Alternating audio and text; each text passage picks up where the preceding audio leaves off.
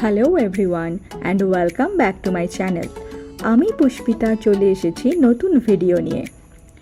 আগের ভিডিওতে আমি গোল্ডেন হার্ট অফ আলাস্কা অর্থাৎ ফেয়ার ব্যাঙ্কসের মাস্ট ভিজিট অ্যাট্রাকশনস নিয়ে বিস্তারিত আলোচনা করেছি।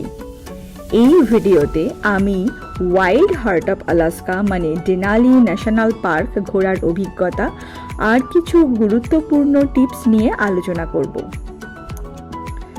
আলাস্কার প্রাকৃতিক সৌন্দর্যের মুকুটহীন সম্রাট হল ডেনালি ন্যাশনাল পার্ক এবং প্রিজার্ভ।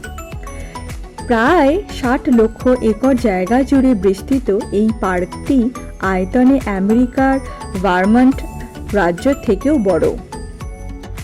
এটি এমনই একটা বন্যভূমি যেখানে মানুষের চেয়ে বন্য প্রাণীদের অধিকার বেশি। আপনি পাহাড় দেখতে আসুন বা বাঁশের জানলা দিয়ে গ্রিজলি ভাল্লুক খুঁজতে, ডেনালির ওয়াইড রেঞ্জ আর তার সৌন্দর্য আপনাকে মুগ্ধ করবেই। ডেনালি ন্যাশনাল পার্ক ঘুরতে হলে আগে থেকে টোর বুক করতে হয়। এই বাসে করেই আমরা ডেনালি ন্যাশনাল পার্কটা পুরো ঘুরেছিলাম, আর ইনি হলেন আমাদের সেই দিনের ট্যুর গাইড। বাসের জানলা দিয়ে রাস্তার দুপাশের ভিউ দেখতে দেখতে ন্যাশনাল পার্ক ঘোরার অভিজ্ঞতাটা কিন্তু অসাধারণ ছিল, কারণ রঙিন কার্পেটের মতো এই বিশাল তুন্দ্রা ভূমির সৌন্দর্য যে কোনো মানুষকেই মুগ্ধ করবে। এইবার আসি কিছু ভৌগোলিক তত্ত্বে। এই পার্কের মূল আকর্ষণ হলো ডেনালি, যা উত্তর আমেরিকার সর্বোচ্চ পর্বতশৃঙ্গ। এটার উচ্চতা সমুদ্রপৃষ্ঠ থেকে প্রায় 20,310 ফিট।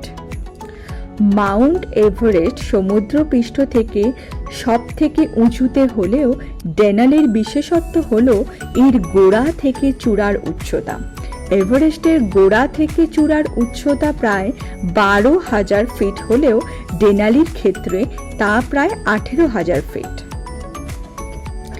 এবার আসছি নামকরণের ইতিহাসে। এর আগে নাম ছিল মাউন্ট ম্যাকিনলি।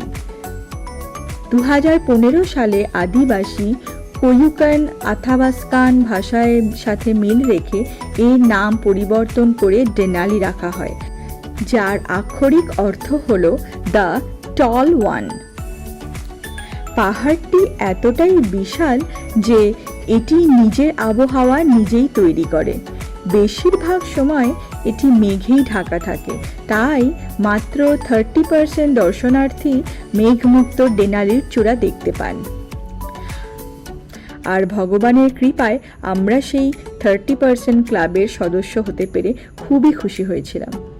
যাই হোক, বাঁশের জানলা দিয়ে এই মনোমুগ্ধকর তুন্দ্রাভূমির সৌন্দর্য দেখতে দেখতে আমরা ডেনালির চূড়ার দিকে অগ্রসর হচ্ছিলাম, আর বেশ কয়েকবার আমরা ওয়াইল্ড লাইফ স্পট করতে পেরেছিলাম। ডেনালি হলো প্রাকৃতিক পরিবেশে বন্য প্রাণী দেখার অন্যতম সেরা জায়গা। পর্যটকরা এখানে মূলত 5 থেকে 6 ধরনের বন্য প্রাণী দেখতে পারেন। তার মধ্যে সবার প্রথমে বলতে হয় গ্রিজলি বেয়ার। এদেরকে প্রায় তুন্দ্রা অঞ্চলে বেরি ফল খুঁজতে বা খেতে দেখা যায়। পরে আমরা ফেরার সময়ও তুন্দ্রা ভূমির ওপর এই কিউট বেয়ার ফ্যামিলিটাকে দেখতে পেয়েছিলাম। আর এই বেয়ার কাপগুলো এতটাই কিউট ছিল যে দূর থেকে দেখে বিশাল বড় বড় টেডি বেয়ার মনে হচ্ছিল। এই বিশাল আলাস্কান তুন্দ্রাভূমিতে গ্রিজলি বেয়ারদের পাশাপাশি ব্ল্যাক বেয়ারদের দেখা পাওয়া অসম্ভব নয়। আমরা এই ছোট্ট কিউট ব্ল্যাক বেয়ার কাপটাকেও স্পট করতে পেরেছিলাম। এরপর যেই বন্য প্রাণীটির নাম আমি উল্লেখ করব সেটা হচ্ছে মুজ।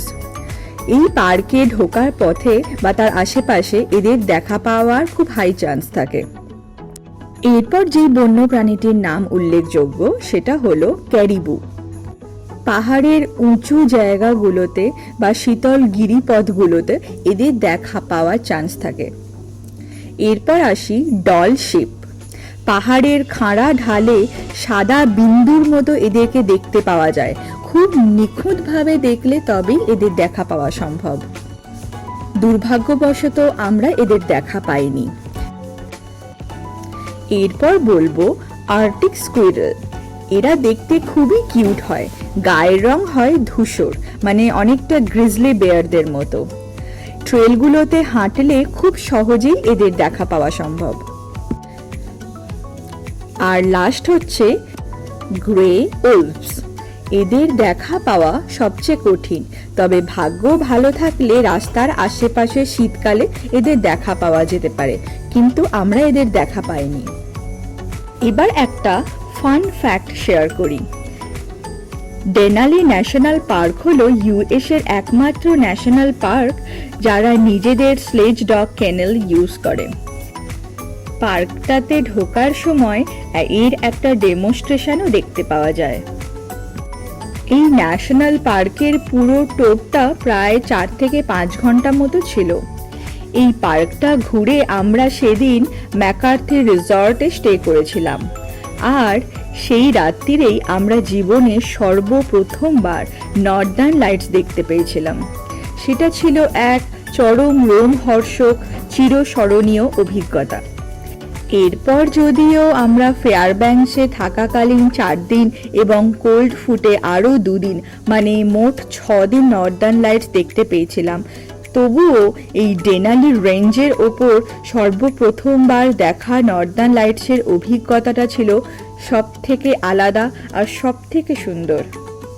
এইবার আমি 2026 সালের ভ্রমণের বেশ কিছু জরুরি এবং গুরুত্বপূর্ণ তথ্য শেয়ার করব।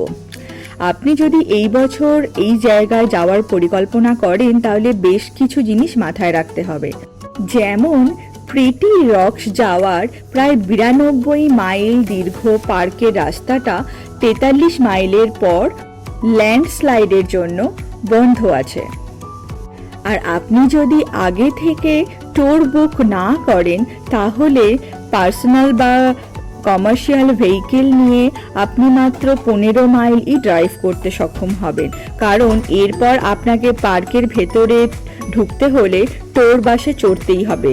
অর্থাৎ যাওয়ার বেশ কিছু আগে থেকে আপনাকে এই ট্যুর বুক করতেই হবে, না হলে আপনি ডেনালির চূড়া বা ডেনালির যে সুন্দর জায়গাগুলো সেগুলো মিস করে যাবেন। আর ডেনালির স্লেজ ডগ ক্যানেল ট্যুর নিতেও ভুলবেন না, আর এটাও একটু আগে থেকে বুক করে রাখলে ভালো, কারণ লাস্ট মুহূর্তে এটা টিকিট সোল্ড আউট হয়ে যায়, আর এটা অনলি উইন্টারই অ্যাভেলেবল। রিচার্ডসন হাইওয়ে ধরে যাওয়ার সময় ডেনালি রেঞ্জের এই ছোট্ট অংশটাও যে কোনো টুরিস্টকে মুগ্ধ করবে। এটাই হচ্ছে ডেনালি রেঞ্জের বিশালতার সূচনা।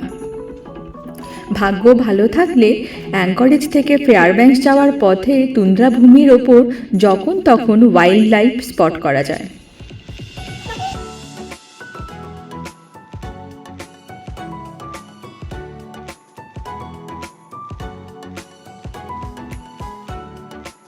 তাহলে কেমন লাগলো wild heart of Alaska? Comment বক্সে অবশ্যই জানাবেন। কিন্তু এই ভিডিওটা ভালো লাগলে প্লিজ লাইক আর শেয়ার করবেন, আর প্লিজ আমার চ্যানেলটা সাবস্ক্রাইব করবেন। আপনাদের সাপোর্ট আমাকে আরও বেশি ইনফরমেটিভ ট্রাভেল ব্লগ বানাতে এনকারেজ করবে। এই জায়গাটা নিয়ে যদি আপনাদের কোনো কোয়েশ্চেন থাকে সেটাও জানাতে পারেন আমাকে কমেন্ট বক্সে, আমি নিশ্চয়ই রিপ্লাই করব। আজকের ভিডিও এখানেই শেষ, দেখা হচ্ছে পরের ভিডিওতে। ভালো থাকুন, সুস্থ থাকুন, বাই।